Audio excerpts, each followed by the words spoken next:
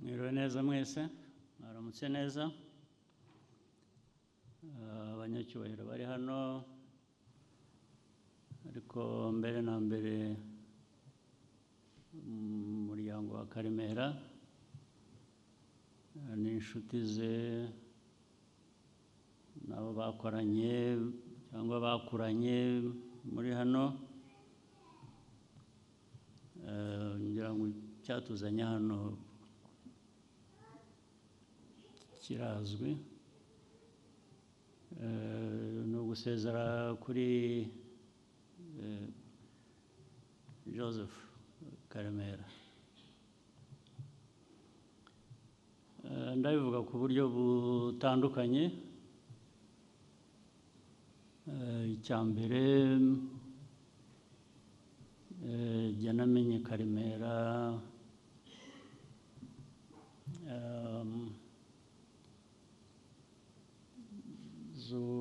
myaka 1970, mu myaka ihera y'icyo gihe bijya muri 1980, wenda nko muri 1976 cyangwa aho ngaho. Ni ibya kera rero kumenyana, ariko muri uko kumenyana ntitwabanye cyane. Twamenyanye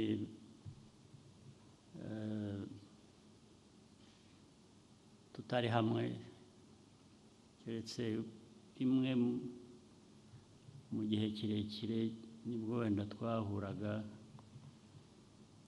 ariko noneho tuza kurushaho guhura uko imyaka yagiye yitera imbere.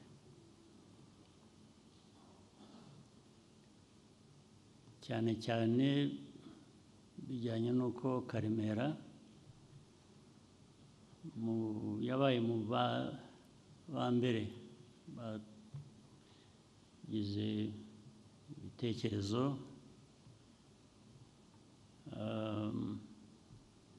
byo gushaka uko Abanyarwanda cyane cyane abari hanze y'igihugu, turi impunzi, icyakorwa kugira ngo abantu basubire mu Rwanda. Hagiye habaho ibice byinshi byo gushakisha nyine,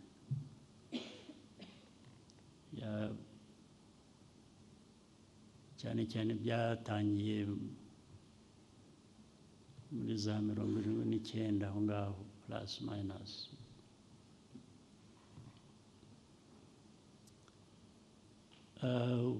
Karemera rero yabaga hari muri ibyo byose, yari mu batekerezaga ibyo.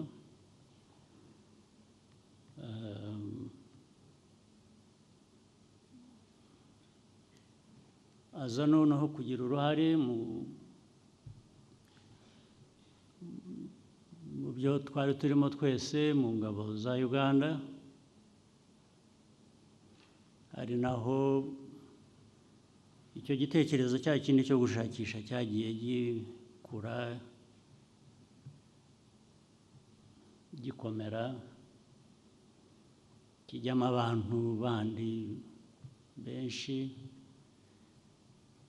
ari abari bari muri Uganda icyo gihe, ari abari mu bindi bihugu duturanye ubu ngubu, haba muri Congo, haba i Burundi, haba Tanzania, abandi bari Kenya, abandi bari hirya mu Burayi. Abantu bagenda bahuza ibitekerezo, bahuza uko ibintu byakorwa. Ibyo byose Karemera yari abifitemo uruhare aho yabaga ari hose, yaba ari mu mashuri Makerere havuzwe, yaba ari muri Kenya aho yaje gukora, yaba ari aho yari ari hose yari umwe muri abo ngabo babigiragamo uruhare. Ndetse aho nyine bitangiriye intambara yo muri 1990 yo kubohora igihugu, nabwo yari ahari birumvikana. Ntabwo ndi bujye muri buri kantu kose, ariko ndavuga ibikuru muri byo byagiye bimwubaka cyangwa byubaka, n'uruhare yagize mu byahuzwaga icyo gihe n'ibyo buri wese babigizemo uruhare yabaga akora. Ndetse byaje kuvuga ko imirimo yagiye akora itandukanye, ari ukuba minisita, yabaye muri minisiteri zitandukanye cyane health, ubuzima n'uburezi, no kuba ambasaderi, no kuba seneta n'ibindi byose. Ibyo ni uruhare runini yagize. Ariko icyo nshaka kuvuga ni uko nubwo atagifite ubuzima bwe kuri uyu munsi,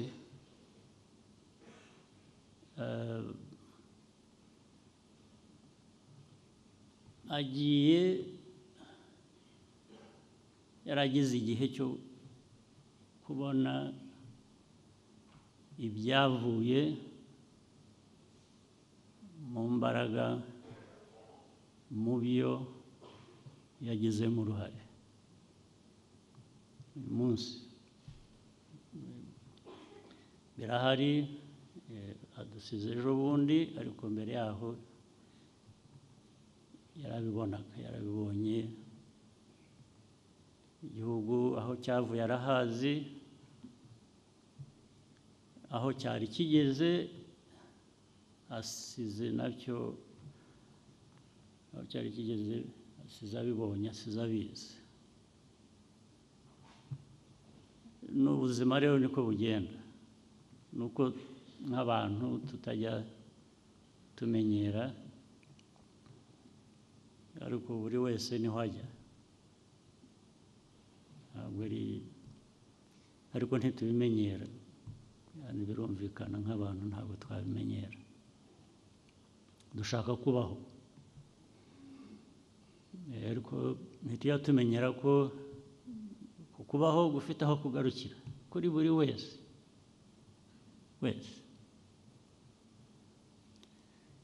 Ariko muri ibyo byose uko tubaho, waramba, wagira igihe kirekire,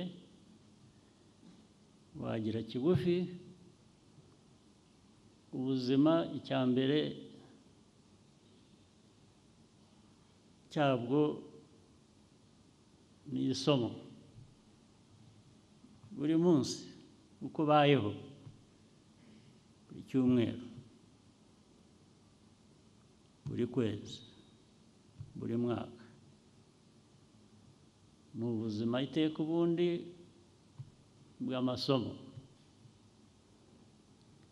Bw'amasomo ava mu bibi biba mu buzima, cyangwa se ibyiza biba mu buzima. Byombi kandi bibamo. Mu buzima habamo ibibi, habamo n'ibyiza. Byose tuba dukwiriye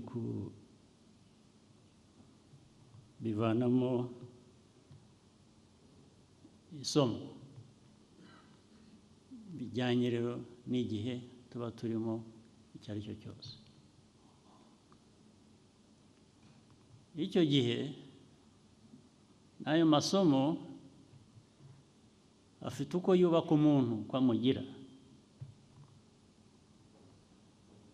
Niko ubwo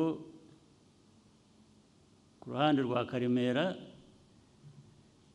ayo masomo ye nawe yavanye mu buzima bwe, niyo yavanyemo kuba icyo yabaye.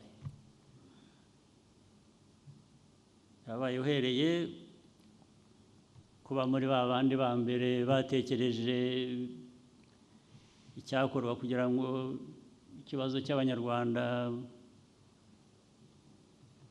bari hanze ndetse n'abari mu gihugu, ntabwo ari abari hanze gusa, byari gukemura ikibazo cy'igihugu muri rusange, usibye ko cyari gihereye ku bari hanze.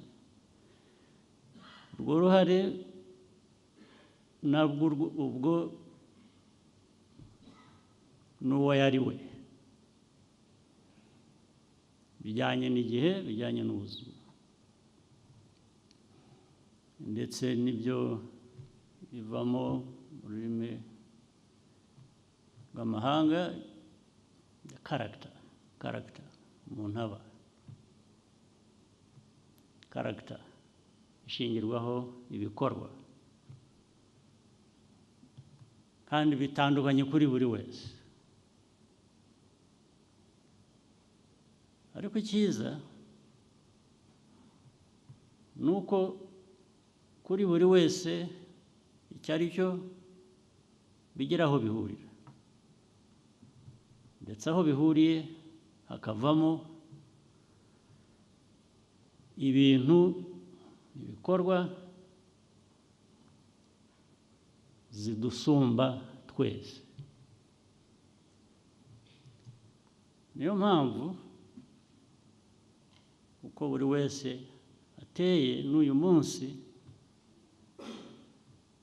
duhurira, icyo gihe cya Karemera navuze kibanza, twahuriye ku bitekerezo byo gushaka igisubizo igihugu cyacu gifite n'Abanyarwanda. Ngeze mu Rwanda duhurira kubaka icyo gihugu, n'ubu bigikomeza. Buri wese rero afite icyo azana, buri wese mu miterere ye afite icyo azana. Murabizi rero, muri ibyo bihe byose, cyane cyane icyacu, ndavuga RPF, RPA, icyo gihe intambara zose, politike yakozwe, ibintu byose byabaye, abantu banyuzemo bigoranye, inzara, ibikomere, urupfu, byose. Muri ibyo birakomeza, abantu babuzuzanya.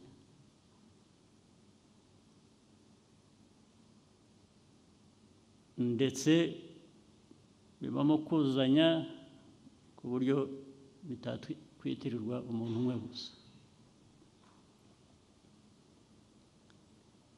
Ariko habamo n'ibibazo byinshi kubera kwa kundi dutandukanye, kubera ko n'aya masomo atangwa n'ubuzima siko abantu bose bayumva kimwe, nta bigisha kimwe. Hari abo yigisha habamo ikintu kizima, hari n'abo bidahira ntihabe byinshi bizima biba. Ibyo rero twabinyuzemo, RPF mvuga, RPA, struggle yahuje Abanyarwanda bava impande zose, harimo n'abo mu gihugu. Hari byinshi, hari izi ntambara z'amasasu tuzi tuvuga, hari n'izindi zitari iz'amasasu ziri aho ziva muri, niba warize isomo ry'ubuzima bwawe uko waryize, niba utararyize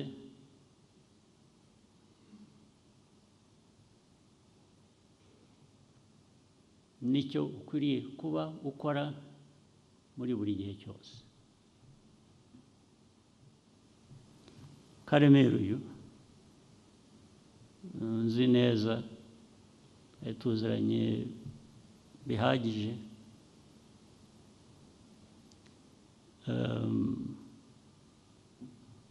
yagize uruhare runini.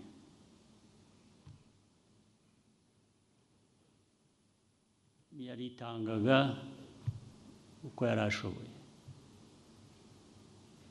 yakoranaga n'abandi uko yari ashoboye.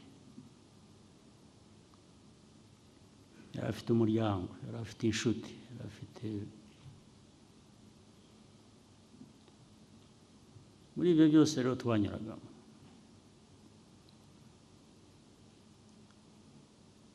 Nagira ngo mvuge ku kintu kimwe kuko gihoraho buri munsi tugenda.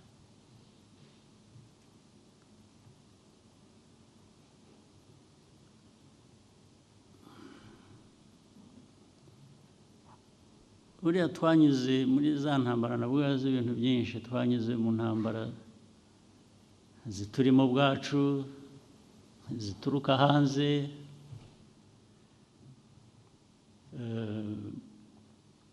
ndetse ushobora kuba mubizi uko mwicaye hano, sinirwa mbisubiramo ku buryo burebure. Intambara zo kubaka igihugu, intambara za RPF, ukuntu no muri RPF ukuntu igenda ikura, ukuntu igenda yaguka, ukuntu ariko noneho n'igihugu ukuntu kigenda kijya hamwe gitera imbere, hagaturuka ibintu imbere, byinshi bigaturuka hanze. Intambara zituruka hanze byo n'ubu turacyazirwana, ariko nyinshi buriya zarabaga ziri aho abantu ndetse benshi batazibona, byabonwaga n'abantu batari benshi cyane, ariko abantu ku rwego rwa Karemera, rw'abandi bagenzi be, natwe twese tukabibona. Buriya twabaye no mu ntambara y'abantu kuva hanze bashaka kutugira uko badushaka kurusha ko tuba ibyo dushaka kuba. Bigahoraho buri munsi buri munsi, ndetse these external factors, mainly actors, bakaza bavuga ko badashaka uyu, bashaka uyu, uyu niwe ukwiriye kuba iki. Rimwe na rimwe waba wabamenya ukababaza, ariko harya wowe ubwo ubifitiye uburenganzira ki kubwira Abanyarwanda uko bakwiriye kuba, abakwiriye kubayobora, ibintu nk'ibyo. Tugahora mu ntambara, intambara zikagera ndetse zikabaho zishaka kugeraho no ku ntambara nyayo, bikongera uko byabaga bityo niko byadindizaga kuri byinshi dushobora kugeraho, niko byasubizaga inyuma politike yacu. Yari iriho ibintu byinshi, irimo ibintu byinshi, politike twubaka, duhuza Abanyarwanda ngo basubire hamwe, amajyambere dushaka ko Abanyarwanda bageraho, ariko abantu bagashingira no kuri twebwe ubwacu. Murabizi ntabwo nirwa mbitindaho, hari n'abo tutakiri kumwe kandi bakwiye kuba ari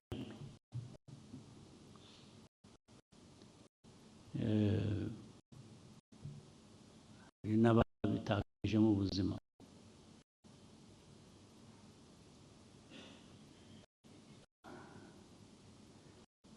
Izo ntambara ndetse zikajyamo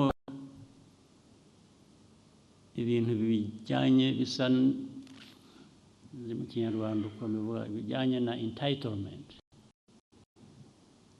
Bagashyira bakabwira buri wese uba ukwiriye kuba uri iki n'uba ukwiye kuba uri iki, wowe kuki utari iki, bikajya mu mutwe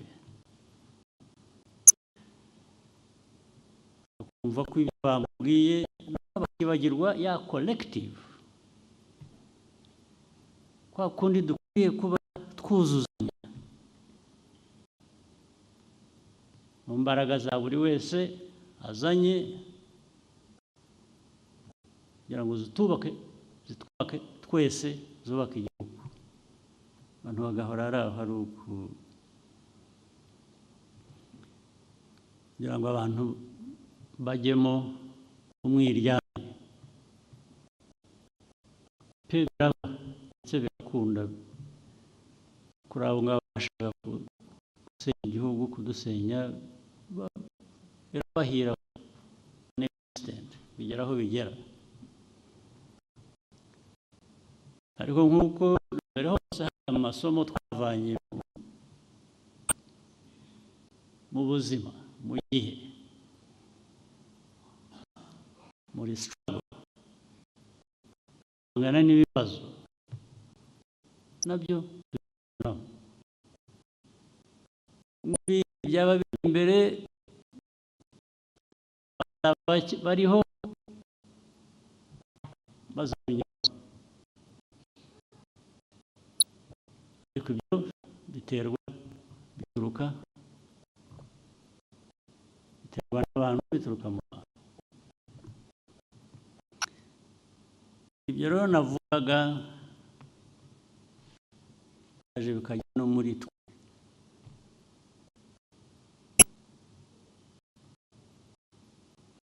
Icyo nshimira Karemera kandi n'ubundi nicyo cyagombaga kuba, abo bantu baramugerageje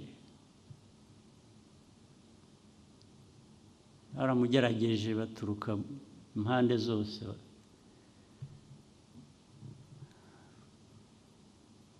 bagashaka kumukoresha nk'uko babigenje ku bandi, byo bikanakunda. Abo navugaga bakiriho batari muri iki gihugu,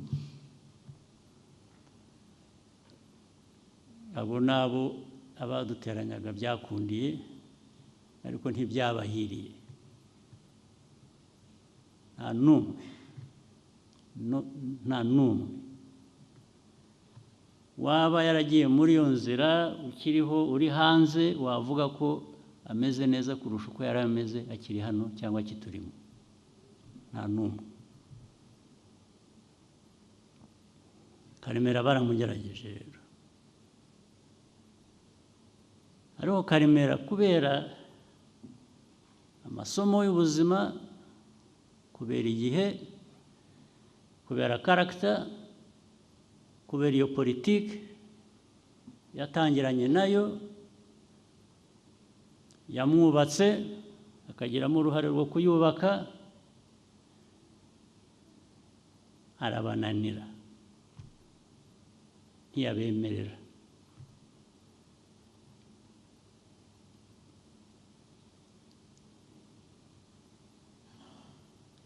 Agiye abizi, agiye azi ko tubiziranyeho, ariko ubona uvuga ngo agiye neza.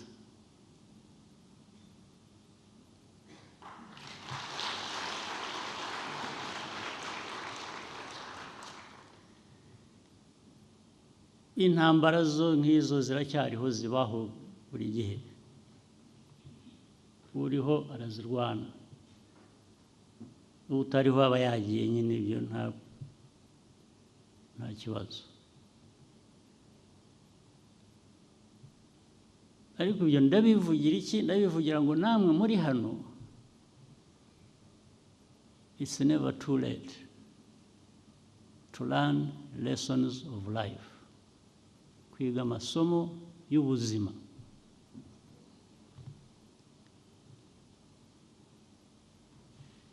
Ayo masomo akabaha kugira ubuzima bwiza no gukora ibintu bizima muri ubwo buzima. Ntabwo bijya bitiye, bihoraho. N'intambara tunyuramo buri gihe nazo zizahoraho. Udashaka kurwana intambara y'ibyo ngibyo, sinzi icyo waba ushaka kuba. Niba umuntu yashaka kuba agatebo kayora ivu, ntabwo urwana intambara. Uremera ukayora ivu. Iyo ushaka kuba umuntu muzima, ukwiriye kuba buri wese ku isi hariho hose, n'aba bose ureba bo hanze bigira ibitangaza, nabo ni abantu. Mujye mumenya cyangwa mujye mubabwira ko ari abantu. Nta muntu wagukoresha kuba agatebo ngo uyore ivu, keretse uri ko. Kandi kuba ko ni ubushake cyangwa se ni ubugoryi. Ibyo nabyo abantu bafitiye uburenganzira.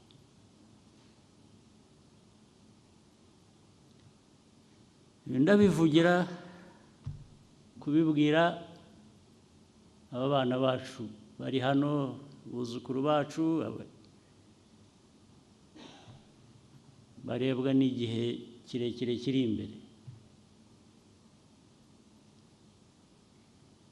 Amasomo nk'aya y'ubuzima ntakwiye kugira uwapfira ubusa, cyane cyane dushoboye kubigeza kuri aba bana babyiruka, urubyiruko rwose Abanyarwanda.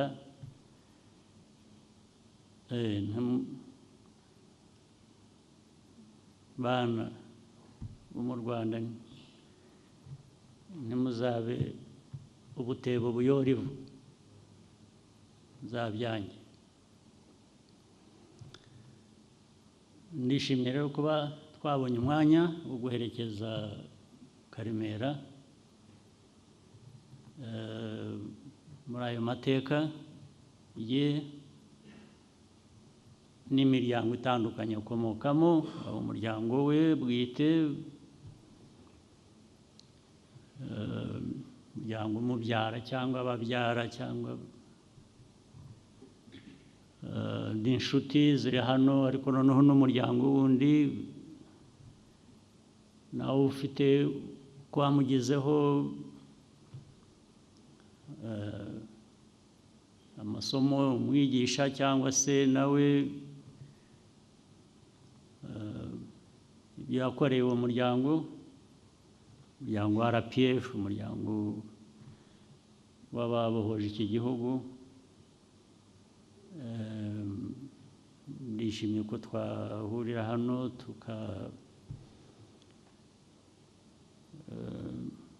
tukasezera kuri Karemera neza, ndetse nk'uko babivuga, to celebrate his life. Ntabwo bikwiye kuba akababaro gusa, kuko buri wese niko azamera, niko hajya. Ariko noneho kwibuka ibyiza bimuranga, uruhare yagize, ibikorwa, tukabyishimira nabyo, ntibibe ibintu by'akababaro gusa. Ariko ibyo ntawabuza, nubwo ubuzima niko bumeze,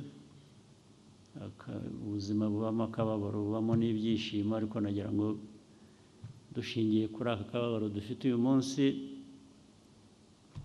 tunishimire ubuzima yabayeho ko butapfuye ubusa, ahubwo bufite icyo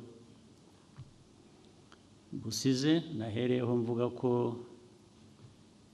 ndetse ku rundi ruhande agiye yarabonye ibyavuye muri ubwo bufatanye, muri izo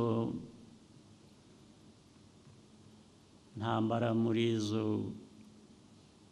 ingufu zose zakoreshejwe kugira ngo twubake igihugu kikaba kigeze aho kigeze ubu, aho cyari kiri muri 1994 ntabwo ariho kiri ubu ngubu mu 2024. Ni urwo rugendo rero iyo bishoboka ngo agire indi myaka itari mike iri imbere, buri wese n'ibyaba yifuza, ariko ubwo yabaye ubuzima niko bugenda. Nagira ngo rero nshimire mwese mwaje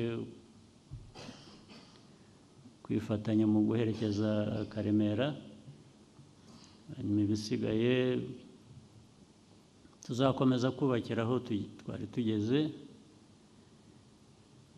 Nyine afite umuryango asize, ubwo nawe ni uri muri iyo nzira yo gufatanya n'abandi, kandi muri uko gufatanya n'abandi ntabwo imiryango yibagirana. Karemera atuvuyemo, ariko abakiriho dukomeze